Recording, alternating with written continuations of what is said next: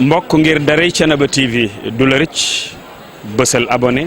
bësal cloche bi ngir lépp nga mën koy am.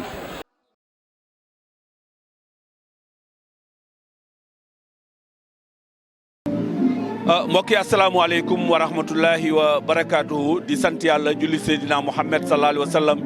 nuyu mbokk téléspectateur u Thiénaba TV nuyoo bi ñu ciy jiital la xalif général Baye Serigne Assane Seck di ko ñaanal yàlla na yàlla yàggal ko suñu kanam te wéral ko ak lépp lu mu jaboote jaar ci moom nuyu xalif généraux yi nekk ci réew mi nuyu njabootam Serigne Cheikh Amadou Seck imaamu ratib bu Thiénaba Serigne Alassane Niane Seck chef de village ak chef de village yi nga xam ne ñoo nekk ci commune bu Thiénaba wala ñu wër Thiénaba yëpp ñu leen di nuyu di leen ziara nuyu le premier magistrat de la commune monsieur le maire Talla Diagne di ko nuyu di jël nuyoo maire yi nga xam ne ñoo nekk ci arrondissement bu Thiénaba yëpp teg ko ci loxoom waaye nuyu monsieur le sous-préfet monsieur Babacar Wade macha allah jaar ci moom nuyu son excellence le président Bassirou Diomaye Diakhar Faye di am mbégte di taxaw fii ci Thiénaba gare macha allah fi nga xam ni ci buntu sous-préfecture bu Thiénaba nga xam ni macha allah barab la boo xam ni barab la bu cosaane barab la boo xam ni barab bu bokk ci taarixu histoire Thiénaba histoire Sénégal tey nag ñuy def levée des couleurs feetu indépendance macha allah bu Sénégal nekk 65e édition muy juróom-benneelu yoon juróom-benn fukk ak juróomi yoon yoo xam ni macha allah ñu ngi koy def ci réew mi tey nag. ren nag monsieur le sous-préfet monsieur Babacar Wade woo ñi nga xam ne ñoom la ko seqal muy kilifa diine yi nga xam ne ñoom ñoo nekk ci gox bi te jiite na ko le xalif général bu Thiénaba wala ay délégation ay ndawam macha allah waaye bu ñu paree ci loolu ñi nga xam ne ñoom la ko seqal muy maire yi nga xam ne ñoom ñoo nekk ci arrondissement bu Thiénaba ak kilifa diine yi nekk ci arrondissement bu Thiénaba yëpp ak population bi ak autorités yi ñu ñëw nag def levée des couleurs mooy yëkkati drapeau bi nga xam ni mooy drapeau Sénégal bi nga xam ne moom mooy symboliser la nation du Sénégal mooy symboliser indépendance su réew mi association yi ONG yi ñoom ñëpp macha allah ñu ngi ñëw di teewee li nga xam ni moom mooy loolu moo tax Thiénaba TV dafay ànd ak yéen lépp loo xam ne macha allah xew na fi dina leen ko andil ci seen i néeg dina leen ko defal reportage ba lépp rek fes macha allah mu nekk lu am solo loo xam ni fii la xewee ci arrondissement bu Thiénaba jigéen ñooñu ngeen seen ñuy ñëw di dugg si mooy ñoom waa Fass Jom nag lépp loo xam ne dañ koy def ci réew mi dañ koy def ci gox bi dañ koy def ci arrondissement bi moom Fass Jom dinañ ko ci seen mu fes ca ndax ay jàmbaar lañ liggéey bu am solo la ñuy def kon waa Fass Jom ñooy dugg si noonu nit ñaa ngi def mise en place muy installation kilifa yaa ngi ñëw macha allah ñuy xaar nag le sous-préfet ak ñi nga xam ne ñoom la war a àndal ñu génn ñu def levée des couleurs on a vu la présence de la gendarmerie nationale waaye gendarmerie bi nga xam ne moo nekk fii ci Thiénaba ak sapeur bi nga xam ne moo nekk fii ci Thiénaba ak eaux et forêt ak chef de service yi nga xam ne ñoom ñoo nekk Thiénaba te ndax xam ngeen ni Thiénaba moom tey dafa avancé ci côté infrastructure wala dafa avancé ci côté installation ci côté administration ñu koy jaajëfal nag kilifa yi nga xam ne ñoom ñoo fi jaar ku ci mel ni Serigne Ibrahima Seck borom yaaram ku ci mel ni nga topp ko rek ba ci Baye Serigne Assane Seck mi nga xam ne tey moom moo yore ndonali di ko ñaanal yàlla na yàlla guddal fanam te wéral ko ci barke Seydina Mouhamed sallallahu alayhi wasallam taala dañuy dugg rek ñu xool mën a nag ànd ak téléspectateurs yi internautes yi bu ko defee rek ñu won leen li nga xam ne moom moo xew fii. ci jamono boobu la ñuy gis monsieur le maire premier magistrat de la commune daal di agsi ci fi nga xam ni mooy jataay bi ànd ak monsieur Adama Diop adjoint au maire macha allah ànd ak ki nga xam ne moom mooy Gora Diagne moom tamit adjoint au maire ak monsieur Thion Diop mi nga xam ni notable la ci dëkk bi noonu la ñu accès ci jataay bii nga xam ni macha allah ak Sagay mi nga xam ni moo jiite la jeunesse de Thiénaba ak ki nga xam ni macha allah moom mooy Jibi Ndiaye ak kilifa yi ñoom ñooñu noonu la ñu duggee rek dugg see fi nga xam ne moom mooy ci tribune officielle bi ñëw nag ci kanam tuuti kilifa gi moom dina dugg si muy monsieur le sous-préfet bu Thiénaba monsieur Babacar Wade ñu ngi koy dalal mu ngi noonu rek kon kilifa yaa ngi ñëw benn par benn fii ci tribune officielle bi ñu war a nag lancer li nga xam ni mooy levée des couleurs ci 2025 bu mu nekk 65e édition boo xam ne ñu ngi koy feetal l'indépendance du Sénégal.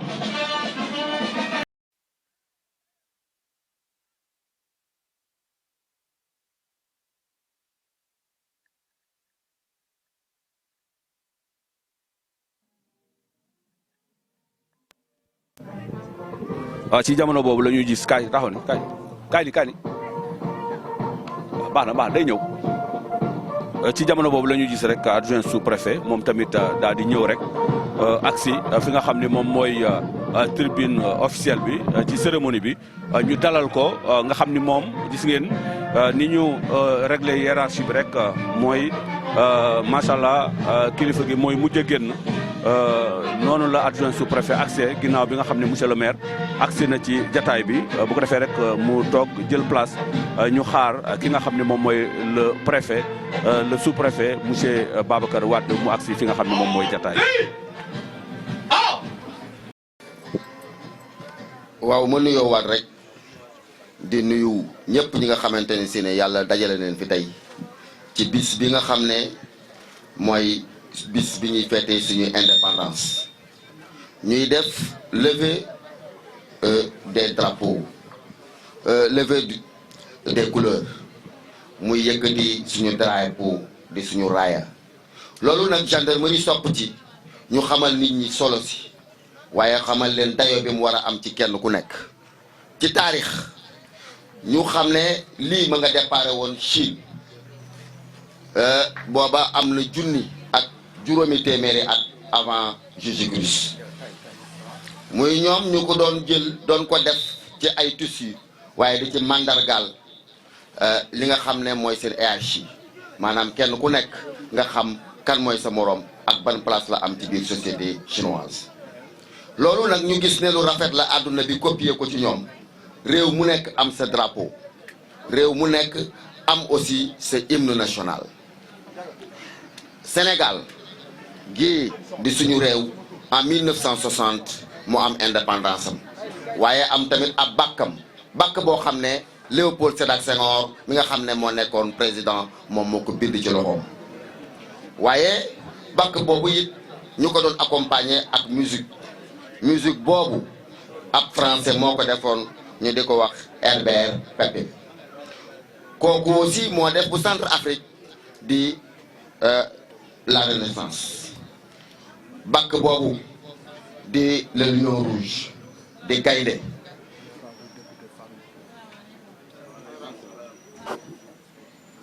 donc ngeen baal ma drapeau donc nekk lu am solo luy symboliser moom sa bopp luy symboliser sa liberté loola lu am solo la waaye du am solo lu dul ne li mu laaj dañ ko gëdd bi mu laaj dañ ko koo jox ban gëdd la laaj mooy d'abord unité ñu boole suñu bopp ci benn buum boole suñuy doole boole suñu lépp loolu tolérance ñu am ko kenn ku nekk nga am tolérance sa morom waaye aussi nga am solidarité boo xam ne du am xàjj ak seen du ethnie du religion koo gis rek def ko comme sa bopp loolu la drapeau di symboliser. suñu drapeau lan moo ko composé suñu drapeau ñetti couleur la am couleur bu ci nekk dafa tolloo ak moroom ja waaye moo am benn biddiw boo xamante ne si ne juróomi bànqaas moo ci nekk loolu yépp nag am na lu muy wax waaye couleur yooyu lan la verte la jaune la rouge la lenn lu ci nekk it dafa am lu muy firi lenn lu ci ne dafa am luñ ci jublu soo nee couleur verte bi ñu ne islam waaye aussi l'espérance chrétienne kon am na diine yi nga xam ne ñoo ëpp doole ci suñu réew mi yëpp mandargal ne leen ci verte boobu waaye mu représenté tamit nature bi waaye ak ñun suñu yokkute kon verte boobu lu am solo xam la jaune moo xam ne suñu mbégte la ak suñu jàppante loolu lay symboliser le rouge bi nga xam ne moo nekk ci drapeau bi dafay symboliser sacrifice bi coono bi nga xam ne moom la mag ñi daj ak sacrifice bi ñu def ba nga xamante ne si ne tey Sénégal yëg na boppam ci indépendance waaye aussi dafay symboliser ak dund yaakaaru dund gu gën daf koy symboliser mais aussi dafay wone ne Sénégal dëkk la boo xam ne ñi ko dëkkee ñu am engagement lañ ñu am détermination lañ ñoo xamante ne si ne pare nañu seen lépp pare nañu sax joxe seen bakkan ngir seen réew engagement boobu le rouge di signifier ci drapeau bi. am na étoile waxoon naa ko sànq boo xam ne juróomi bànqaas la am loolu dafay wone ne Sénégal aussi ubbeeku na ci àdduna bi ci continent yi nga xamante ne si ne ci ñoo fi am muy Amérique l'Asie Océanie Afrique mais aussi Europe. étoile boobu moom it gën naa am signification li muy wone rek mooy juddu ndaw indépendance yu Thiénaba bu indépendance su Sénégal moom mi nga xamante ne si ne mooy moom la ñuy sargal tey jii juddoom. Monsieur le maire Aliou Diallo Diallo ñëwal ci accueil bi aussi vous m'excusez. recommandation yi am na ay recommandation ndax it nag loo xam ne dafa am solo soosu dafa am dayo boobu dafa am tolluwaay boobu dafa am noo xamante ne si ne noonu lañ ko war a taxawoo nañ koy taxawoo mooy bu fekkee préfet ñëw na fi mu ne nii ñun ñëpp di def levée des couleurs ñun ñëpp dañu war a jóg taxaw jël suñuy loxo def ko nii mu nekk ci suñu yaram maase ak suñu yaram rester immobile ñun ñëpp ñu taxaw nag benn yoon xool aussi fi nga xamante ne si ne mooy drapeau bi loolu pour ñun civil yi la bu dee militaires yi la seen uniforme yee la ñu yor nuyoo cosaan bi nga xam ne moom la ñu yàgg di nuyoo drapeau. après buñ ko yégalee nag ba pare aussi foofu aussi am na nuñ fa war a taxawee mooy dañ ko war a jël pilier ko mais naka lañ koy pilier buñ koy pilier dañuy fexe ba verte bi muur couleur yëpp loolu li muy wone rek mooy jàmm ak salaam nga xam ne moom la Sénégal di woote. kon ñi ngi bëgg a yëkkati loo xam ne mooy suñu raaye réew moo ñuy sargal mooy li nga xam ne moo ñuy sargal mooy aussi suñu tolluwaay loolu nag laaj nag buñ defee buñ ko dee def kenn ku ci nekk am taxawaay kenn ku ci nekk aussi sa taxawaay nekk loo xamante ne si ne looy def la ak yëg-yëg looy def aussi ak sutura looy def aussi ak mbégte loolu nag kenn ku ci nekk ci ñun waru gar la ci yow.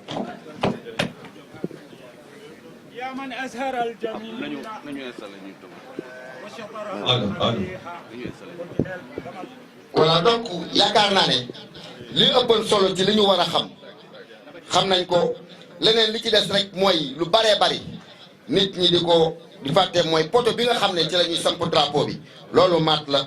waaye li nga xamante ne si ne moom la ñuy corde bi nga xam ne moom la ñuy yëgale drapeau bi kooku ñu ngi koy wooyee drisse waaye ñi ngi wooye aussi ki koy yor du ko yóbbu porte drapeau li baax a xam la ndax lii dafa am solo ñun ci suñu dëkk dafa am solo ci ñun ci suñu biir nu ñu war a nekkee dafa am solo aussi suñu diggante ak nit ñi li jar a xam mooy drapeau fu mu mën a amee ak beneen drapeau bu mu mën a jot drapeau bi nga xam ne mooy sa drapeau réew moo war a sut drapeau boobu kon ñu continuer programme bi ak DJ mën nga continuer musique bu forces armées yi ñu àggale installation.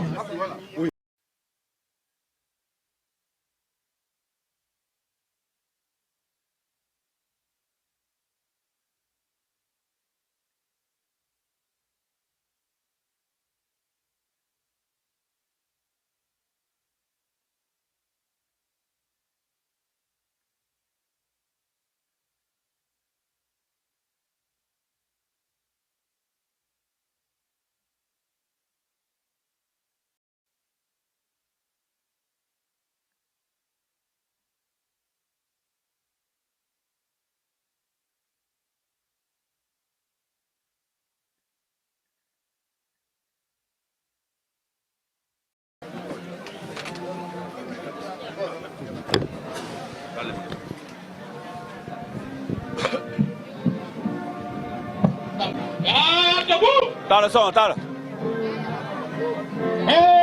mbokk yi kon noonu ngeen ko gisee rek ci saa soosu le sous-préfet monsieur Babacar Wade daal di agsi fi nga xam ni rek ci la cérémonie bi moom kilifa gi mu agsi rek ñu war a nag def levée des couleurs macha allah bu ko defee daal di déclenché nag li nga xam ne moom mooy cérémonie bi commencé li nga xam ne moom mooy cérémonie bu levée des couleurs 65e édition feetu indépendance fii ci Thiénaba teeru na ko macha allah ñi nga xam ni ñoom ñooy maire yi dëkk bi macha allah kon nii rek la ñuy taxaw def levée des couleurs bi muy yëkkati drapeau bi bu ko defee rek ñu àndandoo ñoom ñëpp rek taxaw. Attention pour la levée des couleurs. Envoyez.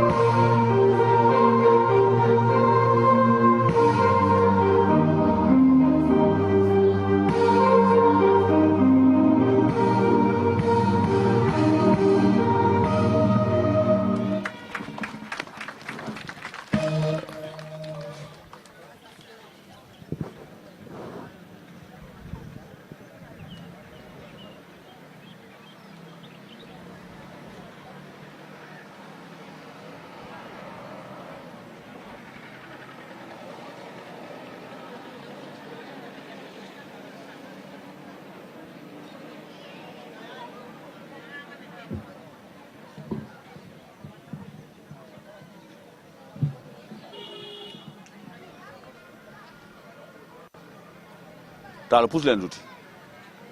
arrêté leen tuuti wàcc leen tapis bi.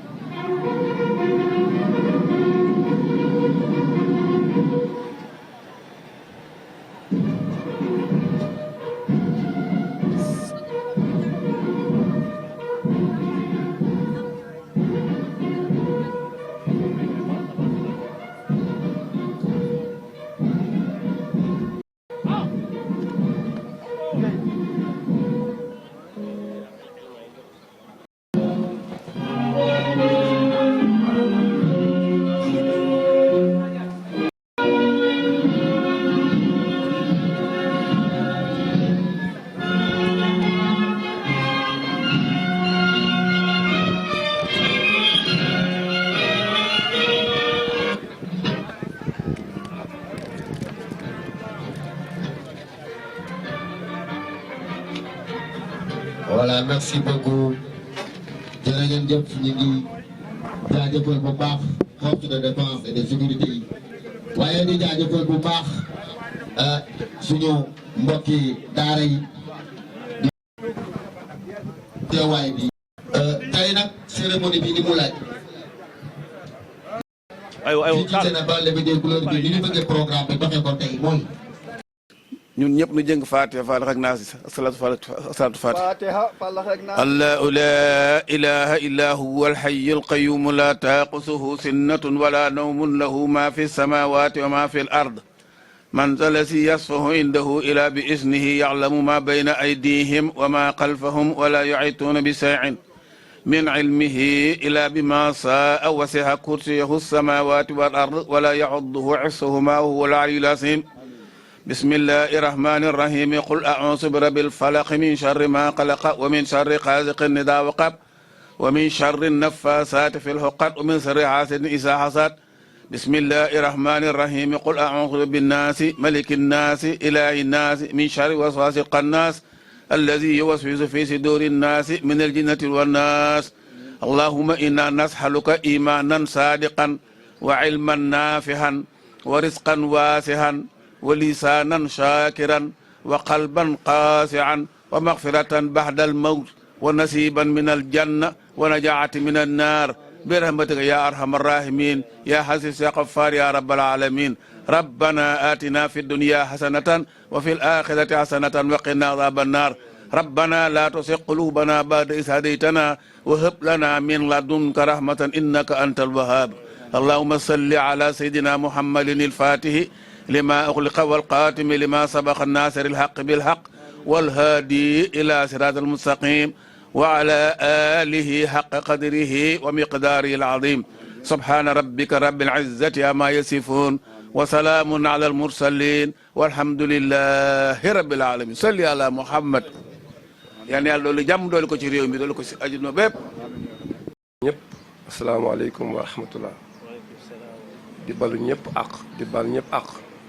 di ñaan tamit yàlla na yàlla boole baal ñun ñëpp ci mbaaxam ci daraja yonent bi alayhi salaatu wasalaam weeru koor bi nu génne yàlla na yàlla nangul koor yi nangul naafile yi nangul sarax yi yàlla bu mu doon sunu mujj koor ñun ñëpp yàlla nañ ko fekkee waat déwén dàq ren ci daraja Sayyidina Rasulullah alayhi salaatu wasalaam am na ñuy ñaan naa déwén yàlla na dàq ren bu na mee ñaawit na mel ni ren mais ñi leen gën dégg dañ ni déwén yàlla na dàq ren bu na mee ñaawit na dàq ren rek te yàlla am na lu dàq nuyoo yooyu yëpp nag ñu ngi koy yónnee sous-préfet Babacar Wade di sunu xarit di sunu dëkkandoo waaye di sunu soppe di ko ñaanal yàlla ci toogaayam moo at suñu ak ñi mu ko bokkal ñëpp yàlla dolli seen jàmm dolli seen xéewal dolli seen sutura teewal nañ fi Serigne Thiénaba bàyyi Serigne Assane Seck mi nga xëy moo ay wattu diine ji ak tarixa bi jataay bi sunu mag di sunu kilifa sëñ Mamadou Rokhaya mi ngi nii toog jëmmal jataay bi ànd ak sëñ Papa Kane sëriñ Baye Diop Seck di sunu frère mi ngi fi toog ñu ngi koy ziar bu baax di ko ndokkeel ak Baye Ndiame Gueye ànd nañu ak ay chef de quartier Alpha Mamadou Ba bu Ramadiou ak sëñ Maam Talla Dieng ak sëñ Cheikhou Tambédou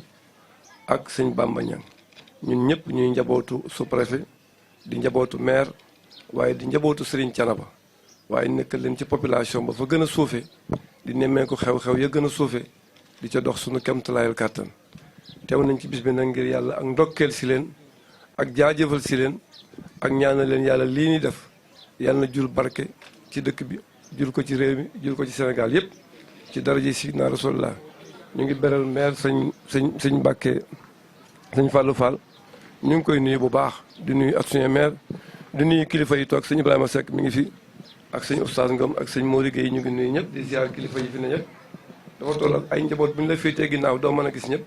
waaye kilifa yi fi toog ziar nañ ñëpp ndokkeel nañ ñëpp di ñaan yàlla daje bi yàlla na yiw ñun ñëpp xam nañu feetu indépendant la ñuy def si indépendant nag mooy loo xam ne nii ci la nit ki moom boppam te nit ki li dàq ci moom mooy mu moom boppam te islaam sax bi ko yonent bi sallallahu alayhi wasallam biñ ko joxee li mu doon ñaan lépp mooy islaam am doole ba mën a moom boppam ba daana gis sax koo xam ne nii xel ma rëy na muy ñaan yàlla kii yàlla na tuub ngir ñëw dimbali si lislaam daana seet borom wërsëg bu mag muy ñaan yàlla kii yàlla na ñëw dimbali si lislaam pour lislaam am dooleem kon am réew bu ñu ko dee tabax borom xam-xam ya ak borom wërsëg ya ak borom xel ya ak personne ressource ya ak jigéen ñi regroupement yi fa am ASC yi ñëpp ci lañ bokk te ñun ñëpp bokk nañu xam ni sëñ Ibrahima Seck mi nga xam ne nii kenn la woon ci ñun te exemple la boo xëy mën nañoo tëgg ci moom lu bari 1960 jàpp 61 61 62 bi ñu am indépendant jóge na fii ba Thiès yor lu mat fas yu bari dem ànd ak militaires yi di défilé loolu yaakaar naa archive la boo xam ne nii moom dong moo ko def ci kilifay sénégalais yi wane la rek réew mi dañ ko war tabax dañ ci war def loxo te ñëpp ci war jàmm kon sëñ Ibrahima Seck patriote bu mag la woon ci diine ji waaye patriote bu mag la woon ci Sénégal ndax itam ñun ñëpp ànd nañu ak moom teeru fii président Senghor mu ànd ak Mamadou Ba Keïta bu Mali lu mu sànni yëngu ci diine ji mbaa ci tarixa bi mbaa ci réew mi sëñ Ibrahima jëmmal na ca boppam kon loolee nag bind la bu mu na bàyyee boo xam ne ñun diine ji ak administration lañu war a jàpp lu ci ne rek ñu taxaw ci ba mu rafet ba mel na mu war a mel ndax diine mënta dem bàyyi am réew mënta dem bàyyi diine di nuyu nag préfet département waaye di nuyu gouverneur de la région di nuyu ministre de l'intérieur waaye di nuyu premier ministre ci turu sëñ Thiénaba waaye di ndokkeel président Diakhar Diomaye Faye ci feetu indépendance bii di ko ñaanal réew mi mu bëgg a tabax yàlla mi nga xam ne nii lu waay def moo la jàppale yàlla na ko jàppale ba mu àggale ay yéeneem ni mu ko bëgg ci daraja yonent bi alayhi salaatu wasalaam di nuyu jigéen ñi bu baax ndax réew mi nag lu mos a baax jigéen ñaa ca dugal seen loxo lu ñu génn seen loxo rek loolu mu des ginnaaw di nuyu waa Gindiku bu baax a baax waaye di nuyu jeeg ñang ak regroupement yi mu àndal yëpp ak femme ASC ñun ñëpp nag dañoo war a taxawaat ci réew mi maanaam foddataat suñu bopp te réew mi yi koy tabax dafa bari xam nga Sénégal ñun amuñu problème mu njiit problème mu direction lañu am ñun amuñu problème mu njiit ñi fi jaar ñëpp baax problème mu direction lañu am oto nag bu paanee buñ koy puus dañ koy wëlbati ba mu jublu fi ñu bëgg nga xam bu tàkkee jëm fa ñu jëmale ko foofu wëlbati nag loxo yëpp da cay jàpp moo tax ñuy wax jubal ak jubanti jub nit ki mooy jëmmi nit ki la jubbanti ak soo la ak soo borom def la loolu suñ ko waxee bàyyi ko te jëfewuñ ko tam fi ni bëgg àggal réew mi duñ fi àggal ku ñëw tam da ngay jéem ba sonn rek bàyyiwaat na fi kon ñun ñëpp war nañoo taxawaat ci réew mi defaat ci sunu doole ak sunu pas-pas ak sunu itte bàyyi bëgg-bëgg yu bari ak intérêt yu bari seet li nga xëy mooy intérêt Sénégal ak intérêt mi jéem a tabaxaal réew mi ci wàllu naataange ci wàllu bay ci wàllu sàmm ci wàllu sécurité ci wàllu wax lu baax ndax itam am réew kenn mënu koo tabax te lu neex waaye wax lam la neexee ba mu neex nga bàyyi alxuraan dani su groupe bu ne bu ñu bëggee réussir la ñuy def yaa yàlla si na amanoo te ñun ñëpp amanoo ci lañ bokk isbiroo na ngeen jàng muñ ba mën a muñ ku muñul doo mën a àggale benn action su ngeen muñee ba mën a muñ wa saabiroo na ngeen jàng muñ lente parce que sama diggante ak Thione Diop ak sama diggante ak Adama Diop suñ muñ lentewul dina ànd ko àndal léegi bu ngeen xëyee ba suba balaa ngoon nga gis ci moom la naqari pour nga bàyyi alxuraan nee da ngeen di jàng muñ ba man ko jàng muñ lente ba man ko fexe ribaat wa rabito ngeen boole seen force wala fii nee na sang lañ bu ñu booloo wat wer fii bari na lu ñu fital loo xam ñàkk a booloo rek wala waaye bu ñu ko boolee balaa ngoon ñu def ko wa rabito te ngeen boole seen force waa taqoolaa te ngeen am ragal yàlla groupe buy ànd buy defar bu ne alxuraan ne su ragal yàlla nekku seen biir yàgg-yàgg accab rek ci mbëj waa taqoolaa laxalakum tuflixoona suñu borom nee na su ngeen defee loolu dinaa leen may ak réussir ci li ngeen def yonte bi nag nee na salaa sallam laa tadxuloo jannata xataa tu'minu du ngeen dugg àjjana mukk luy tul da ngeen a gëm yàlla du ngeen gëm yàlla mukk xataa tu'minu lu da ngeen a gëm yàlla nee na gëm yàlla mënta gëm xataa taxaaboo loolu da ngeen a bëggante mu ni xalaa adlukum ala ay shay'in isaa faxaltumuhu taxaababtum ndax du ma leen digal loo xam ni bu ngeen ko defee bëggante mu ne amu ni afsoo salaama baynakum tasaare leen jàmm seen diggante gars yi ne ñëpp yi wax jàmm di ko dox na ñëpp yi wax jàmm di ko dox waxudoo ila tayyibi min al xal waxudoo ila siraatil aziz amid suñu borom nee na ñëpp téyel wax yi ak jëf yi yonent bi sallallahu alayhi wasallam benn waay ñëw na ci man ni ko dénk ma mu ne ko ŋaal mu jàpp làmmiñ ma ni ko téyel ma sa kii soo ko téyee rek sa àdduna baax àdduna ki nga dendal baax ñun ñëpp ñuy tenir langage yu rafet di wax lu rafet mais li ñuy wax itam suñuy jëf di ko jëmmal parce que itam boo waxee di bàyyi jëf yi lu jëmm moo tax alxuraan di prononcé amano wa xamilo salihaat nañ ngeen gëm yàlla mais neen ko jëmmal ci seen i jëf waaw ñun ñëpp ñuy prononcé wax ju rafet wax ju baax te xam itam kilifa mënta ñàkk bari na fitna juwaay am ci barab te ñàkk kilifa ko waral te bu dee kilifa goo am tam lu mu lay sant dalay jox exemple ba mu leer nañ nga doog koo def loolu itam du kilifa sami naa waa tax naa daal mooy kilifa dégg te def benn sëriñ dafa toog ba ci yàgg mu ni dafa bëgg a jàpp benn sëriñu tarbiya nag lay wax bàyyi morgue ñu ngi lay dalal baax maa ngi guddal sax ngeen bàyyi ma ngeen baal ma benn sëriñu tarbiya dafa toog ba ci yàgg mu ni dafa bëgg a jàpp taalibe yi ku ne wut satala dem di wuti ndox am ku daw rek dugg ca teen ba duy satala nga taxaw ni jàpp ni génne leen ma maanaam li ma bëgg a wax mooy foog ñu dégg ndigalu kilifa yi yu autorité yi ak yu diine yi pour mën a tabax réew mi waaye bu kenn kenn fitalee fa la neex ak sa sañ-sañ ak la neex lu mu doon sa intérêt nga cay seet rek ba mu pare réew mi du mën a dox ñu ngi jaajëfal ñëpp nag kii ndax fu kilifa na rek waris na koo sant waris na koo gërëm di jaajëfal sous-préfet bu baax ci coono yi ndax itam fii ku fi nekk dëkku diine nekkut a administré parce que sañ-sañ yi day bari ak bëgg-bëgg yi ak kenn ku ne yor sa autorité bopp kon moom xam na li ma wax ñu ngi koy jaajëfal bu baax di ko ñaanal di ñaan assuné di jaajëfal maire di jaajëfal ñëpp rek di jaajëfal njaboot gi yëpp ñun daal war nañu takkuwaat taxaw mel ni dañuy doog a am indépendant 1960 loolu la ñu war a mel ñun ñëpp ñu takkuwaat taxaw ci àll bi ci mbay mi ci tool yi ci sàmm gi ci sécurité bi mais ci wax lu rafet ak gën a bokkoo ak gën a jàppalante ñu ngi dalal suñu bàyyi ma di ko sekk bu baax di ko jaajëfal ak monsieur Pape Mor Gueye bëgg maa guddal di nuyu Ibrahima Diagne bu baax ak sëñ Gouda Diop ak sëñ Ibrahima Dia ak kilifa yi fi nekk yëpp ñu ngi bal ak ñëpp maa ngi ànd ak sëñ Alpha Mamadou Ba ak vraiment di xaw ma woon sax nii lay demee nag soo préfet demoon day yëkkati drapeau rek mais defoon nañu ñëw rek yëkkati drapeau bi dem waaye préfet ñu ngi lay gërëm baax di la ñaanal yàlla na la fi barke toppe yàlla na la fi ndimbal toppe sëriñ Ibrahima daana wax ni léeg-léeg nit nekk fi am na bu ñu ooyee foore bu mu sa nekk fii la jël nit ñi wit sëriñ Ibrahima ni bàyyi leen ko rek fii mi ngi fi ormay dëkk bi kenn du ko mënal dara mais su fi jógee rek dëkk bi daf ko dóor ko maanaam dëkk bu jar a bàyyi orma la dëkk bu jar a bàyyi xel la mag ñi xobu garab sax ñëwuñ koo damm wallaahi wal xuraan asim te am na leneen luy watt dëkk bi ak diine ji lu dul ñun loolu na ko ñëpp bàyyi xel wasalaamaaleykum wa rahmatullah ñu Baye Serigne Thiénaba Baye Assane Seck xalifa général di jël nuyoo boobu di ko teg ci loxol représentant di chef du village Serigne Alassane Niane Seck mu tegal ñu ko ci loxol magam Serigne Modou Rokhaya mu joxal ñu ko xalifa bi ak képp ko sant Seck ñoo ngi nuyu sous-préfet di nuyu adjoint ci ndigalul nag mairie commune Thiénaba ndax wala fi dafa wax ni ndabul teraanga dañ koy puusante ba mu toj waaye kenn du ko xëccoo ba mu toj kàddu gi Serigne Fallou Fall laa ko joxoon mu delloo ma ko ma ne ko nan ko jox sunu rakk sunu jarbaat sunu doom maire Toubatoul Ahmed Dieye mu ne ma yaay sama kilifa jëlal kàddu gi kon mbooloo mi xam ne loolu noonu la demee sous-préfet ñu ngi lay nuyu di fab nuyoo boobu di ko teg ci sa loxo nga jotalal ñu ko préfet département mu jàllaleel ñu ko ci gouverneur ba ci premier ministre ba ci ministre de l'intérieur ba ci njiitu réew mi sous-préfet bisu tey bi dafa mel ni bi indépendant di sosu ak tey dara sensé wul ndax fête bu ne am na fi défilé bu ne am na fi waaye bu simple nii bu yiiwe nii bu jube nii gëj na fee am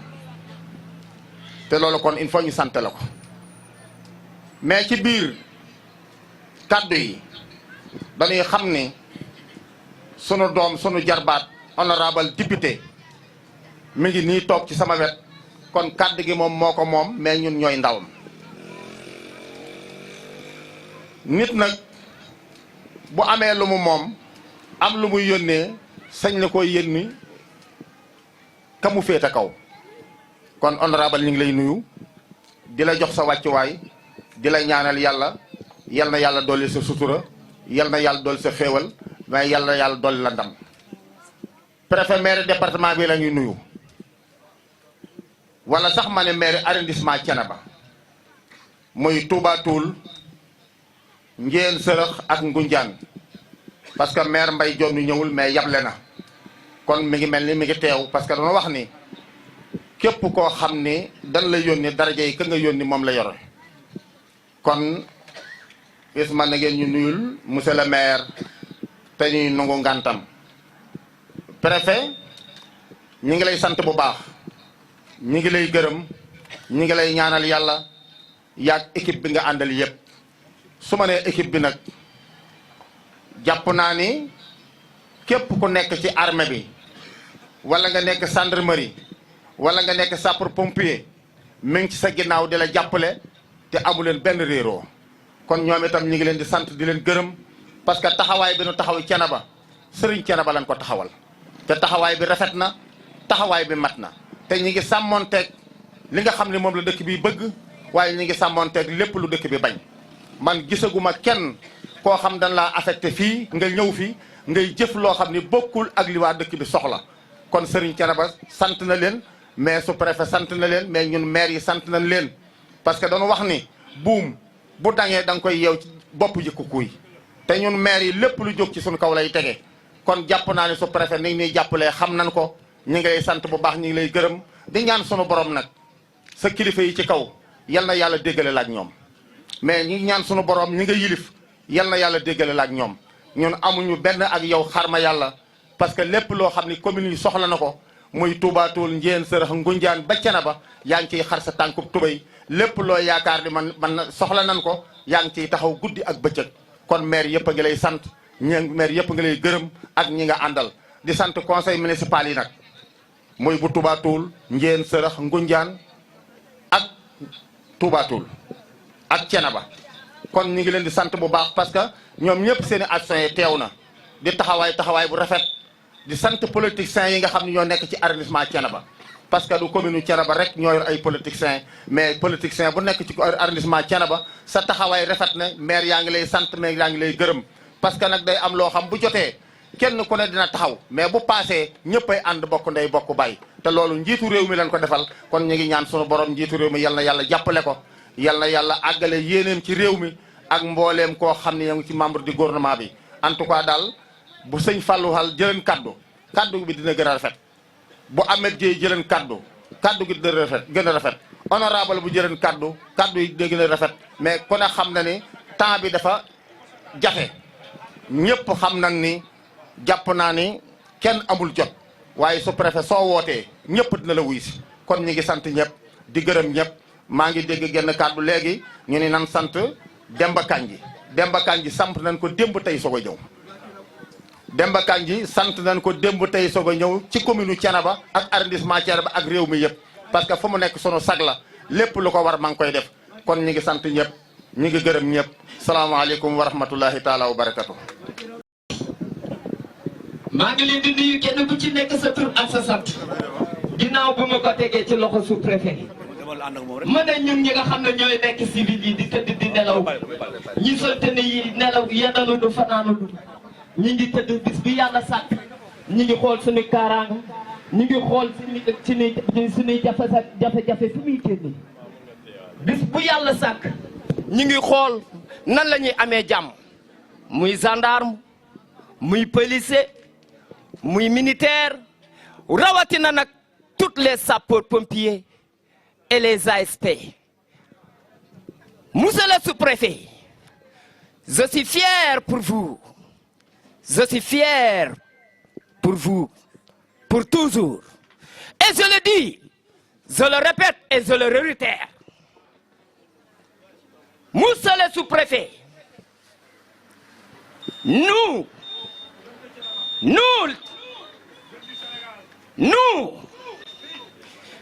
les jeunes, et nous les femmes, et nous les vieux, on est fiers de vous, on est fiers de ça. On est fiers de ça. Vraiment, vous nous gardez nos sécurités. Vraiment, vous nous gardez notre salam, jam, jërëjëf, jaaraama. Monsieur le commandant, gërëm nañ la sant nañ la ndax xam naa ni bis bu yàlla sàkk yaa ngi jiital say élément yaa ngi jiital sa ñi nga xam ne tëdd sa xalaat naan jeunes yi xale yi mag ñi ndaw ñi fan la ñuy amee jàmm ak salaam jërëjëfe yéen mais nag ban message bi may jàllale yéen kilifa yi nekk ci réew mi ak yéen kilifa yi nekk ci Sénégal ak yéen kilifa yi nekk fii ci Thiénaba Seck jàppale leen ñi nga xam ne ñoo di suñuy takk der ndax ñoo yore suñuy taaraanga asalaamaaleykum wa rahmatullah.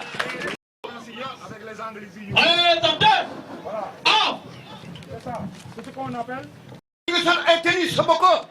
dama cee dégg kenn koo xam ne ñu ngi koy wax le président Demba Kandji man ak ñoom ak ndongo ñoom ñoo ko daan def fii di jër le président de la république waaye nag le sous-préfet Babacar Wade di ñëw Kirim Fadouba Ndiak ak Dame Wade Ndiak yokku mu ci song xam biram jéemee déemi diw njaga njuga sama am rey na gaynde kon ba ñëwee Thiénaba ñu jël la andi la fii nga nekk fi sous-préfet maanaam le préfet nga taxaw ànd ko monsieur le maire de la commune de Thiénaba de tous les maires qui sont ici vous accompagnez pour le bon travail que vous faites am nañu ay félicitations jëme ko ci yow ndax dëkk fi ñëwee léegi am nga jàmm am nga sutura am nga yërmande ànd ak Serigne Thiénaba ba mu gërëm la ne lu xew doo xaar ba ngeen tase ci barab ba da ngay ñëw fekk ko gërëm ngeen ànd taxaw ni ngay war a taxawee ànd ko chef de village ànd ko mbooloo mi kon boo taxawee nag ñëw mel ni nga war a mel xam li nga war a xam def li nga war a def suñu bàyyi El Hadji Macoumba Mboup daal taxaw na fii Ndiaga am ngénte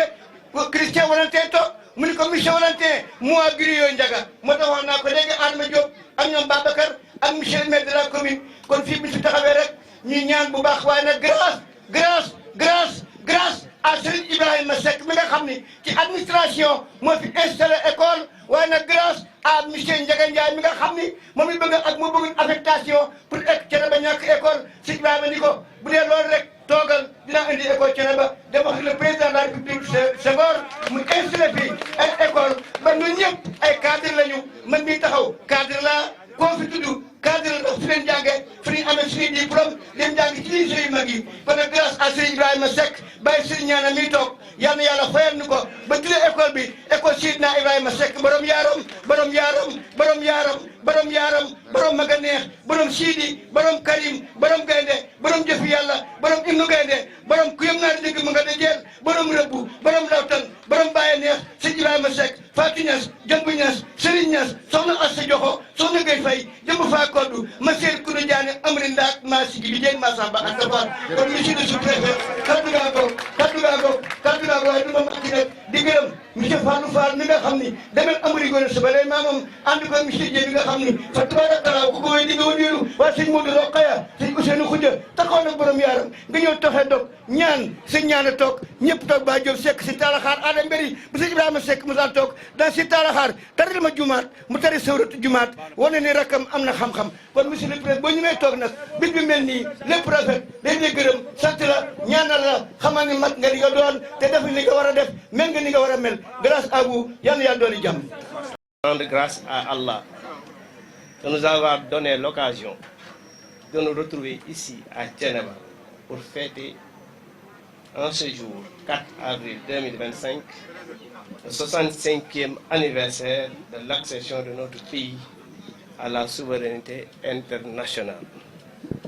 Le 4 avril 1960, le Sénégal accéda à sa souveraineté internationale avec son drapeau vert, jaune, rouge, avec une étoile verte au milieu de la bande jaune, mais également avec son hymne national. Nous ne reviendrons pas aujourd'hui sur la signification du drapeau national, parce que mon cher frère Abdou Diouf s'est appesanti longuement sur ça, parce que le drapeau, qui est loin d'être une association de tissus aux couleurs différentes, cependant, nous devons saisir de pareilles occasions pour nous rappeler les sacrifices ultimes consentis par nos devanciers pour nous offrir notre indépendance. Je veux citer particulièrement les tirailleurs sénégalais et les anciens combattants qui ont été de toutes les batailles à travers le monde pour lutter contre l'injustice et rétablir l'ordre dans d'autres pays. Nous retiendrons principalement les guerres mondiales de 39-45, le Vietnam et l'Indochine, entre autres. Aujourd'hui, la relève est bien assurée par nos forces de défense et de sécurité, qui non seulement sont dans tous les théâtres d'opération de l'ONU, Organisation des Nations Unies, mais se distinguent aussi par leur professionnalisme et leur sérieux. Au plan national, ces forces de défense et de sécurité qui ont fini de nous rassurer en nous garantissant notre sécurité et en participant pleinement à de multiples actions de développement à travers le pays, ne mériteraient-elles pas de devenir de véritables catalyseurs de bonnes pratiques et innovations heureuses dans le domaine de l'industrie d'armement. Cette date repère de l'histoire de notre pays qui, au-delà des festivités qu'elle engendre, reste un moment d'intense communion et d'introspection. Elle nous rassemble en tant que nation unie dans une communauté de destin. Mesdames, Messieurs, le 4 avril nous rappelle également le souvenir de générations passées. C'est un exercice de mémoire en hommage à nos héros et héroïnes disparus tels que Mam Cheikh Ahmadou,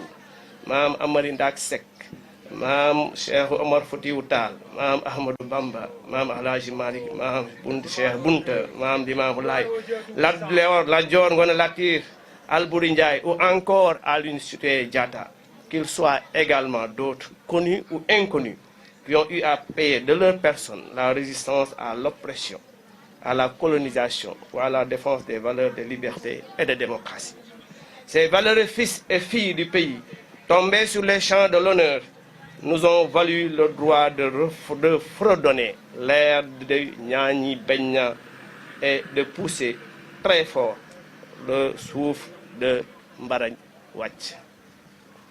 Mes chers compatriotes,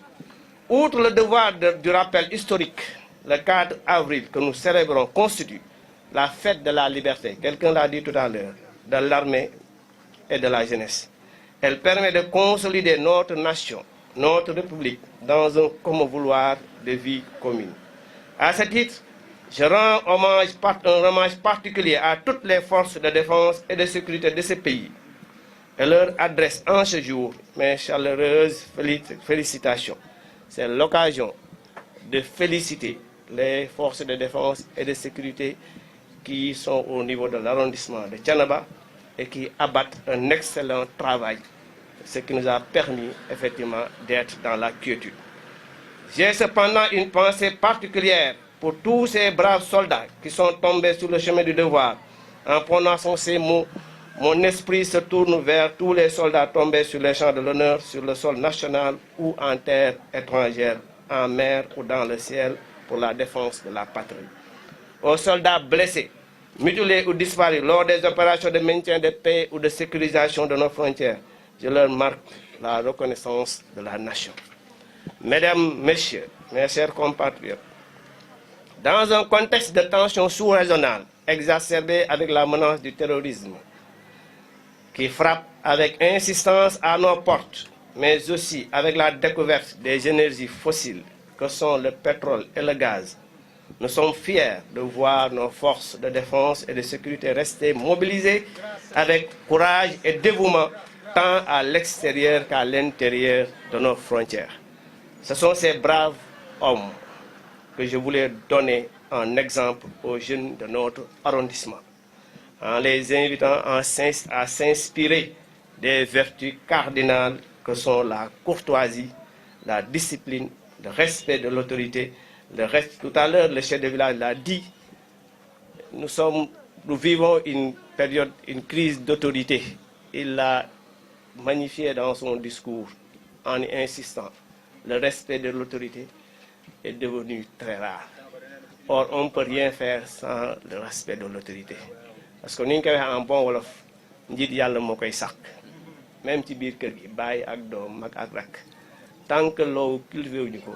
duñu jóge ci ay jafe-jafe. kon ñu ngi sant bu baax chef de village ci kàddu yow.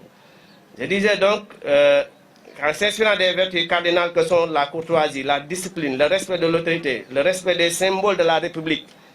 qui fondent l'armée face à l'effritement des valeurs, je l'ai dit tantôt. Résolument ancrée dans ses valeurs fondatrices, notre armée reste tournée vers la modernité. Elle aborde ainsi, sans aucun complexe, un virage qui doit déboucher sur la prise en charge de ses propres aspirations militaires au plan technologique et industriel. C'est pourquoi le défilé de cette année porte sur le thème suivant, vers une souveraineté technologique et industrielle des forces armées. Ce terme au relance souverainiste met en avant la volonté de notre pays de se positionner comme un acteur majeur du développement technique et industriel, notamment dans le secteur de la défense nationale. L'objectif ici peut être résumé à la réduction de la dépendance de notre pays vis-à-vis des technologies étrangères, et favoriser l'émergence d'une industrie de défense nationale compétitive. Le thème est venu à point nommé. Si nous mesurons la position stratégique et géologique de notre pays,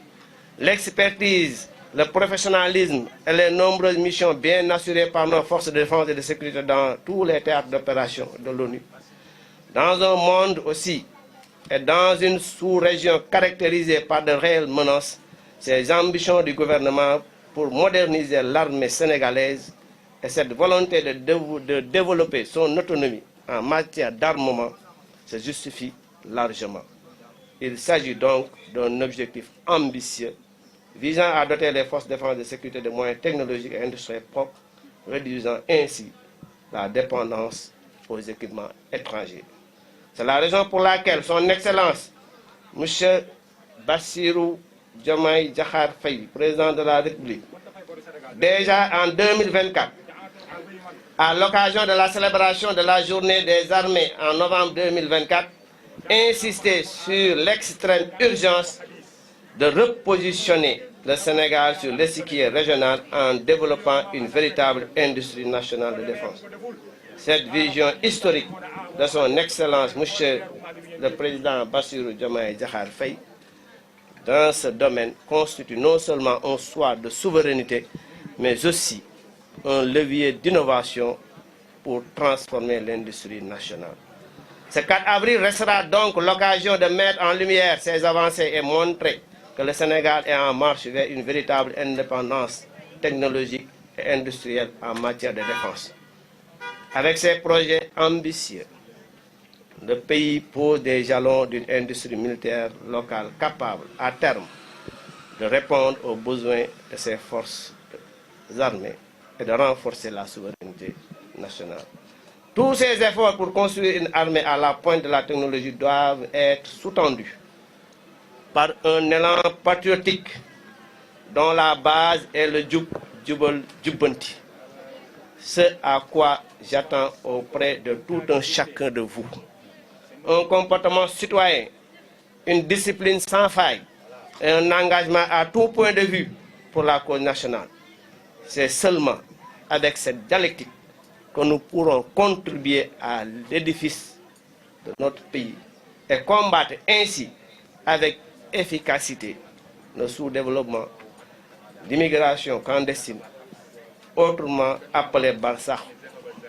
qui a fini par engloutir une frange importante de notre jeunesse dans le ventre de l'Atlantique. Mesdames, Messieurs, mes chers compatriotes, revenant à cette belle cérémonie du jour, je ne saurais terminer sans féliciter tous ceux qui ont eu, de près ou de loin, contribué à la réussite de cette présente cérémonie.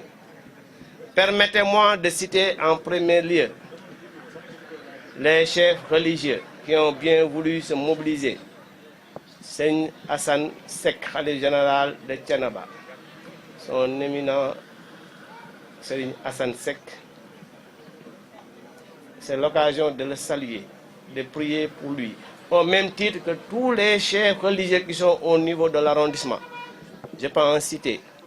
au niveau de Toubatoul, à Seigneur Mamor Mbake, qui est en train effectivement de jouer un rôle important dans la quiétude de l'arrondissement.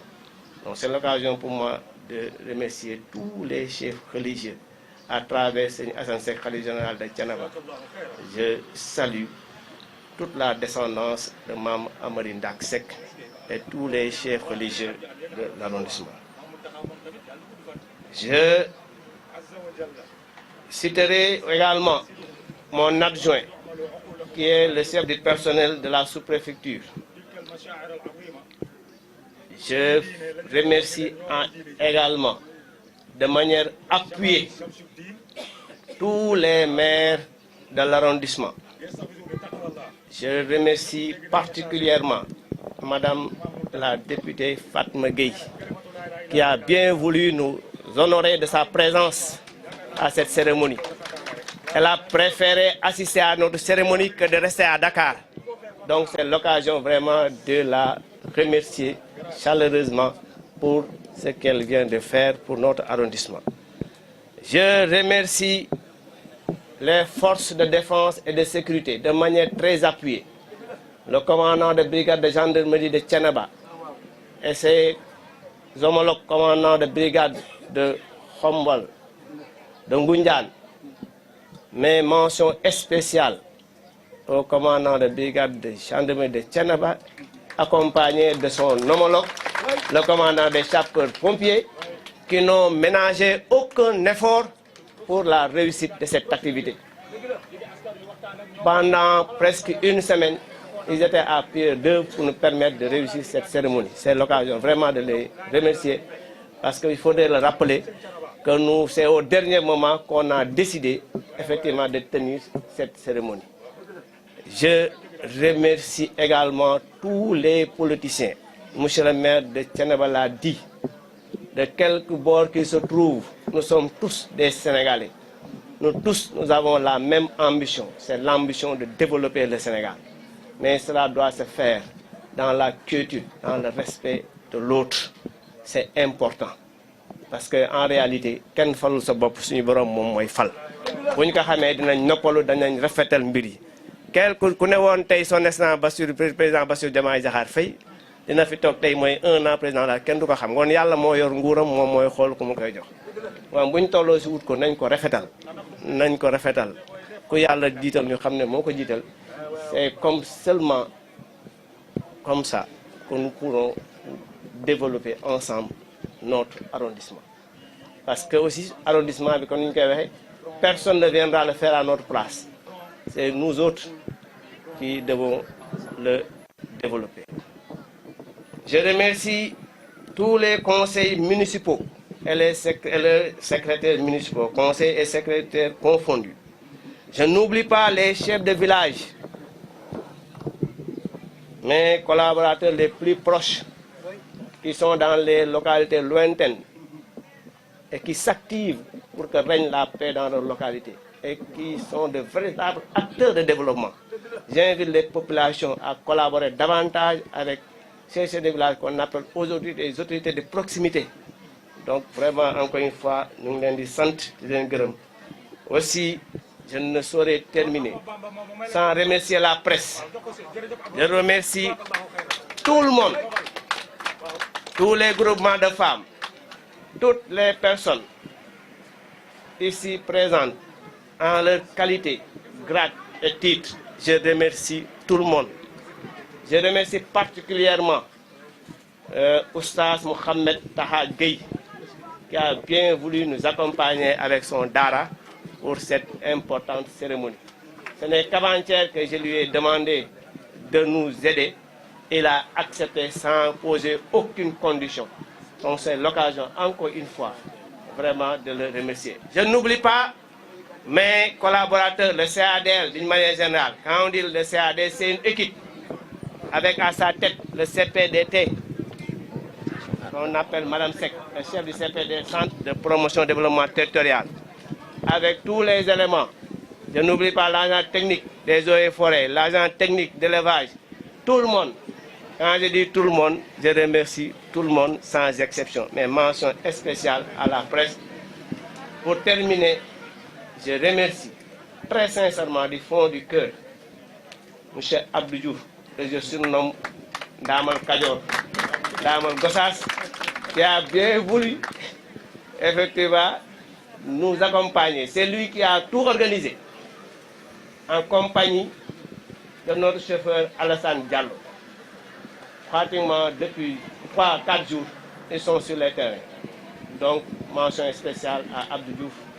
Mais encore une fois, merci à tout le monde. Je vais revenir en Wolof. C'est discours vite. Bonne remercier tous les partenaires qui ont bien voulu, je l'ai dit en français, qui ont voulu nous accompagner, à mon exception. Bon, tout le monde, c'est tout le monde. Donc, nous avons dit que nous avons dit que protocole. Nous avons dit que Khalif général bu Thiénaba di suñu wéjur sëñ Assane Seck di ko teg ci loxo chef de village bi nga xam ne c'est un très proche collaborateur mu tegal ñu ko si loxo magam ji fi nekk di sëñ Modou Rokhaya di suñu kilifa di suñu xarit waaye di seedal mbooloo mi sëñ Alassane Seck ni mu koy waxee mu tontu ne suñu xarit la loolu dëgg la parce que ñaari amul dara loo xam ne dina xew si dëkk bi wala loo xam ne lii yëkki na ko te du si diisoo ak man bari na xew-xew yu xew si dëkk bi muy xew-xewu tiis wala bànneex daanaka waxtu wa muy amee si la koy jokkoo ak man woon kooku vraiment mu ñuy dimbali parce que xam na ne chef de village moo administration du ñu ñaar kenn la dama koy faral di fàttali décret bi nga xam ne moo jox attribution gouverneur préfet département ak sous préfet décret boobu moo jox chef de village ay attribution ak ay mission ngoon chef de village yi aussi dafay baax askan bi xam ne duñu ki nga xëyal yeewu ndox moom dëkk ndox moom rek mu nekk sa kanam nga jàppale c'est nga di ko xoolal bët boobu ay autorité lañ au même titre que les autorités administratives kon dañuy ñaan askan bi ñu gën leen jigee gën leen jox seen gëdd waaw bés bi bésu sant yàlla la parce que am na ko ko wax liberté moom boo ko amulee doo mën a jaamu yàlla te Sénégal moom ni ko yàlla bindee ay jaamukat yàlla moo fi ne président wax na ko démb si discours am fête bi dañ koy sant yàlla parce que dafa coïncider ñuy génn si korité yem moo suñu mbokk chrétiens yi di woor te président daf ñuy faral di fàttali dañu digal dañu si ñaax nañu fexe renforcer suñu relation entre spirituel ak temporel moo ne spirituel mooy ñoom ñoo nga xam ne moom laa tudde sànq mooy ñoom suñu Assane Seck ak ay naataangoom kilifa diine yi nga xam ne ñoom ñoo fi nekk si tund bi bàyyi ñu kenn tudde naan sànq am na ko wax boo limee doo matale waaye fépp kilifa diine nekk si tund bi rek fekk nañ la fa jox la sa wàccuwaay rawatina nag Thiénaba gi ñu ne ngoon ñu ngi tamit ñu ngi feddali fii si kanamu askan bi lii orma ak suñu waree suñu diggante ak yéen dinañ ko fexe matal te su ma ne ñun damay faral di rappeler ñun ak maire yi nuñu ñaar kenn lañ administration benn bopp la benn jëmm la déconcentration ak décentralisation maire ak sous-préfet benn lañ moo tax ngay gis maire di tëju ak sous-préfet lu bari c'est dans l'intérêt exclusif des populations kon population bi nañ dalal seen xel ne ni ñuy àndee maire di collaborer ñoom tamit noonu lañ war a nekk ay conseils collectivités territoriales les conseils municipaux seulement ne suffit pas mais ku am xalaat bu rafet war nga mën a dem jox ko sa maire mu jëfe ko yiw boobu day dellu si yow parce que fekkee yoon bu ñu fa defee wala ndox ba ilaa yomal xiyaama day dellu si yow en attendant yàlla di dool ne yow yaay toog loolu bu ñu ko xamee doxalee noowu yaakaar naa ne lii président di wax bëgg ko dinañ ko am parce que tey réew yi fi mu toll crise mondiale moo am ñi ñëpp xam nañ ko bu ñu àndulee nekk benn duñ ci génn président wax na ko démb on compte sur les ressources domestiques endogènes li nga xam ne ñun ñoo ko moomal suñu bopp ñun ñëpp gis nañ tey ñi États-Unis du doxale ngoon kooku te xalaatootu mu dimbali kenn mais ñun ñoo war a dimbali suñu bopp parce que suñu borom defal nañu lii gën a jafe si doomu aadama li gën a jafe si réew yi muy ressources humaines bu compétente foo tourner si Sénégal rek mën nga fa fekk kenn koo xam ne ki mën na doxal gox ba mu ne kon loolu nag li koy tax ñu mën ko jëriñoo mooy ñu ànd nekk benn fonkante respectante kii jiitu muy maire mu fonk adversaire am bii nga xam ne toogul nekk maire kii nga xam ne aussi moom moo nekk adversaire politique de circonstance mu fonk maire bi fi xam ne moom dafa yàlla dégal loolu bu ñu ko defee ñun suñu arrondissement yaakaar naa ne dinañ ko mën a développer bés bi nag war nañ ko bésu armée bi la bu ñu armée muy force de défense et de sécurité léegi moom lañ gën a miin parce que boo ne armée rek mën nga exclure gendarmerie te gendarmerie armée la bokk eaux et forêt armée la bokk force de défense et de sécurité moom mooy ñëpp bàyyi woo sapeur pompier bàyyi woo service bàyyi woo kenn kuy xam ne kii dafay sol tenue te ñoom force de défense et de sécurité ñun dañ leen amal njukkal am na ko wax sànq bu ñu tëddee fii artiste bi doon wax na ko bu ñu tëddee fii di nelaw wala ñu toog fii di waxtaane lii c'est parce que force de défense et de sécurité ñoom ñoo fi ne tey fii tey bu amul bu ñu fi nekkuloon samba booy mën nañ ñoo fekk fii ku nekk yor nga yor ñu dépouillé la muy téléphone muy sa xaalis dem te dara du leen si fekk ngoon ñun fu ñu tekk rek war nañ leen sargal war nañ leen jox seen cër sama benn mag dafa ma doon wax naan boo nekkoon sa biir kër mu wóor na la sa dépense bi yow yaa ko jënd yaa ko joxe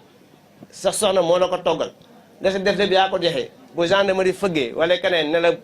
fekk nga tubb bay war a log mu ne la bul log waroo log parce que moom la mu xam xamoo ko la tax mu wax la ko mën naa moom yëg na information ne ñam boo ñu togg poson na ngi si wala leneen moo tax ñun dañ leen war a obéir waruñu weerante ak ñoom parce que amul benn élément force de défense et de sécurité boo xam ne bi sous-préfet am na sañ-sañu def loo ko lu jaarul mu di ko nangu day bañ su ko maire santé dafay bañ su ko keneen santé dafay bañ ngoon li ñuy def ñoom dañuy apporter concours pour ñun te loolu bu ñu koy def dañ koy def ci légalité ngoon ñu xam ne ñun ñëpp lañ fi nekkal ñu jox leen seen cër ñaanal leen dinañ ci te ñoom ñii tey li olof naan mu jëw ñu pourse bi mu réer moom moo leen dal parce que xam nañ ne tey bu ñuy wax indépendance anciens combattants yi ñoom ñoo tax tirailleurs Sénégal ñoom ñoo tax mais indépendance mënuñu ko wax te gën ñu ci kilifa diine yi wax nañ ko maam Cheikh Omar Foutiyou Tall maam Amari Ndaak mii taxaw ñu tax fii tey lan la doon xeex indépendance maam Cheikh Ahmadou Mamoulaye ñoom ñëpp indépendance lañ ngoon ñëw bés yi bu taxawee war nañ leen aussi ñoom tatagal war nañ leen sargal war nañ ñaanal yàlla mu yokk yërmande si ñoom waaye war nañ ñaanal seen descendance yàlla taxawu leen parce que bu dul woon ñoom mbir mi mën na nekk leneen ngoon bés bi bésu sant yàlla la bésu sant ñëpp la wax naa ko sànq sant gi moom dañ ciy jiital maire yi parce que nee naa ñun sant leen mooy sant suñu bopp parce que lépp loo xam ne lii jàpp nañ ne luy suqali gox yi ñu ne kuñ ci diisool di nga si jëfe mais buñ ne maire yi dañ si ñaaxaale acteurs politiques yëpp parce que man ñëpp xam nañ sama démarche noonu la c'est une démarche participative inclusive je n'hésite pas à prendre mon téléphone à appeler quelqu'un boo xam ne il n'est même pas un conseiller municipal pour ay recueillir si moom xalaat pour loo xam ne day defar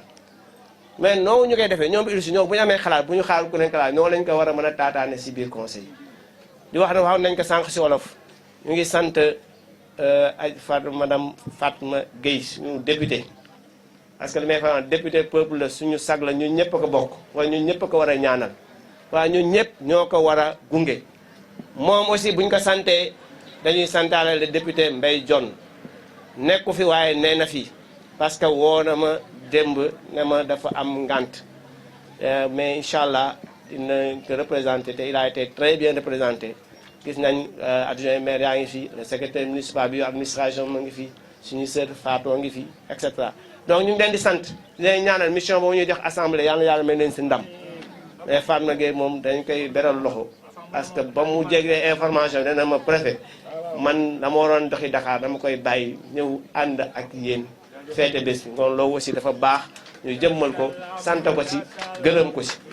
di sant groupement yëpp jigéen ñi ñoo taaral bés bi parce que bu ñu fi nekkul woon moom mbir mi dina baax waaye yaakaar naa du mel nii ngoon ñoom ñooy xorom si ñu ngi leen di sant di leen jox seen wàccuwaay waaye di sant chef de village yi nga xam ne ñun dañ leen di baalu ak parce que ñun lañuy liggéeyal te moyens yi ñu war a am amuñu ko population yi comprendre wu seen mission te ay jafe-jafe yu bari la ngoon ñu ngi leen di sant di leen ñaan ñu gën a muñ te xam ne njiit moom mënta yomb nañ ko def rek te yàlla te bañ ci defal benn parparlo di beral sant ak ngërëm suñu personnel di si jiital l'adjoint au sous-préfet bi nga xam ne moom mooy le chef du personnel moom bu ñu ko waxee nag CLD bi yëpp la ñu wax parce que CLD bi boo xoolee moom laa mooy ñi nekk si chef de serre li ngeen wax CPDT moom mooy ñi nekk sapeur pompier mooy ñi ne gendarmerie mooy ñi ne eaux et forêt képp koo xam ne kii rek yow yaa ngi fi di agent de l'État fonctionnaire wala agent de l'État muy enseignant muy ñëpp si CLD bi lañ bokk ngoon bodduñu kenn ñu ngi sant ñëpp di gërëm ñëpp kaddu yi mu ngi bëgg gudd parce que àjjuma la ñu ne dafa xat di leen wax ne daal kaddu yi bu ñu sañoon dana gën a yaatoo loolu képp ku teew fi daal si jotaay bi sant nañ la amul kenn amul xaaj ak seen boo ne képp rek bàyyiwoo kenn ñi nga xam ne newuñu fi sax képp koo xam ne kii chef d'entreprise nga nekk si tund bi parce que le fait nga bàyyi feneen rek ñëw tànn arrondissement Thiénaba ne fi nga bëgg a liggéey rek loolu ñu ak sant la suñu parce que loolu moom mooy suqali suñu gox yi ngoon les chefs d'entreprise bàyyiwuñu kenn ñi ñu accompagner ñi ñu accompagner wul yëpp ñu ngi sant ñëpp di gërëm ñëpp di leen wax ne yàlla na yàlla dolli jàmm ci réew mi yàlla na yàlla taxawuñu njiitu réew mi yàlla na yàlla may ko mission bi nga xam ne moom la ko suñu boroom teg suñu boroom yenn teeñal ko ba fa mu bëgg a yóbbu Sénégal mu yóbbu ko fu kawe njortam te loolu li may faral di wax nag dara du ko def lu dul ñun ñi nga xam ne ñoo ne ci ginnaaw ñuy nangoo topp ndigal di bàyyi tere kilifa muy kilifa diine di kilifa aada te wéyjur yu la jur li nga ko mën a dimbalee donc mooy ngay topp ndigal di bàyyi tere loolu buñ ko defee yaakaar ne fa ñu bëgg a yegg danañ fa yegg dama koy faral di wax président Bassirou Diomaye Diakhar Faye moo yor gaal gi nous avons tous intérêt à ce qu'il réussisse sa mission parce que lu mu fi réussir du ko yóbbu ses prédécesseurs li ñu def Sénégal yóbbuwuñu ko ba ñuy dem te moom bés a ngi ñëw dafay dem ngoon ñun ñëpp nañ laxasaayu jàppale ko ci orientation yi mais nag lépp ñu teg ko ci li ñuy wax jubal jubbanti développer intérêt général tout ce qui est intérêt personnel dañ ko teg fële te ànd ci essentiel di tëj kàddu yi ci santaat encore une fois wax naa ko sànq Mouhamed Taaxa Guèye bi nga xam ne moom mooy daara ji fii gis nañ taxawaay ci bi nga xam ne am na ki ci bés bi loolu daal laa amoon ci ay kàddu di leen sant di leen gërëm bàyyi yu ñu kenn waaw lii Abdou wax dafa am solo communicateur traditionnel xam nga bu ma ne journaliste man dama leen di dugal ci biir waaye ak cant xam nga lu dama koy faral di wax parce que koo xam ne ki du wax lu dul lu baax te yaakaar naa ne ñun am na sëñ ñaana wax na ko sànq sallallahu alayhi wa sallam mas na ñëw ci kenn mu nekk sa lii téyel ma ko yeewal ma ko parce que lépp lu yàqu ci àdduna bi rek làmmiñ moo ko yàq mais communication traditionnelle doo dégg mukk communication traditionnelle boog yi ma xam boog fii ci Thiénaba buy wax safaan lu dul luy defar bon ñun bés bi bu ñu fi dajee war nañ ne aussi sant parce que yaakaar naa ne ñoom ñiy taxaw di wax suñu mbaax yaakaar naa ne bu baax di am ñoom ñoo ñu gën parce que du ñàkk ñun xamal nañ ne ñu baax te rey ñoon koo wax te ñoom wàcc nañ seen bopp bay wax suñu mbaax wala ñëw bés bi bu amee war nañ leen ci sant war nañ leen ci gërëm di remercier artiste bi prestation bi mu def fàttewuñu kenn Abdou bu fekkee am na lu manqué nag doomu aadama moo matul waaye ñu ngi sant ñëpp di gërëm ñëpp di rafetlu seen jotaay jërë ngeen jëf ba beneen yoon mbokku police bi daanu léegi ñu ñaanal ko yàlla yàlla wéral ko ci jàmm ak salaam ñu jox sëñ Modou kàddu gi mu ñaan.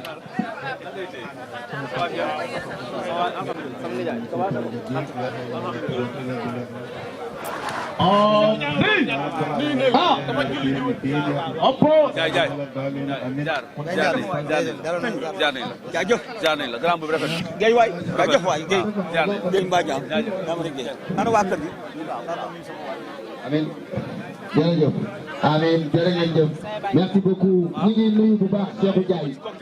directeur national des programmes du plan jaajëf di nuyu bu baax aussi waa santé leen di jaajëfal fii ñu taxaw nag ñu ngi taxaw ak honorable député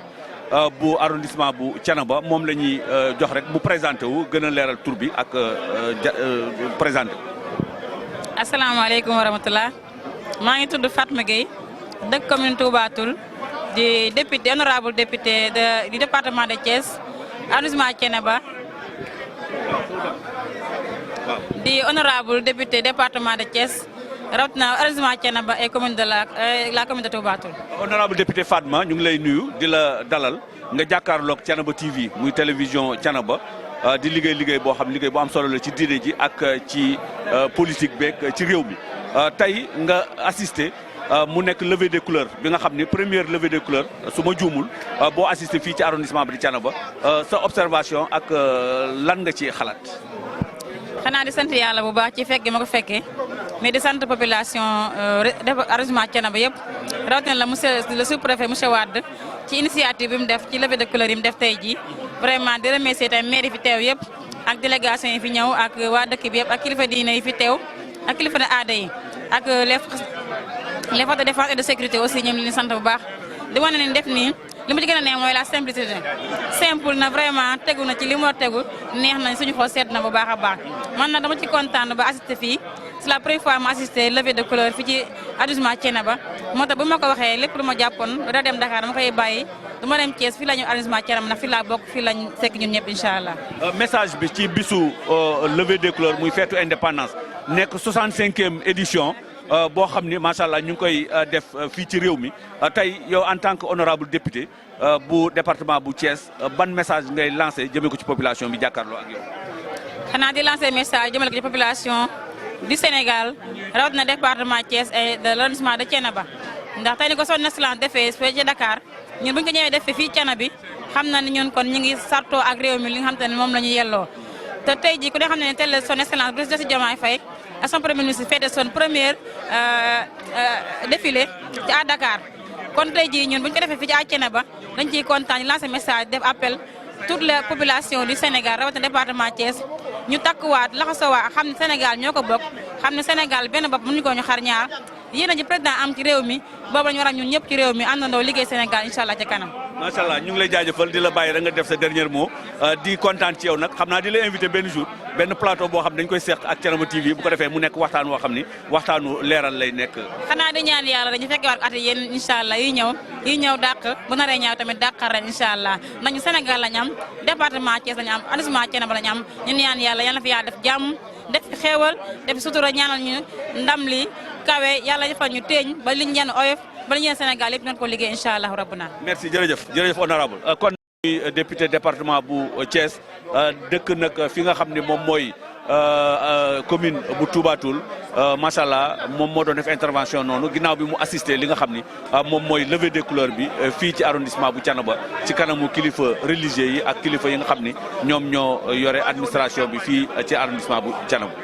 mbokk ngir daray Thiénaba TV du la rëcc bësal abonné bësal cloche bi ngir lépp nga mën koy am.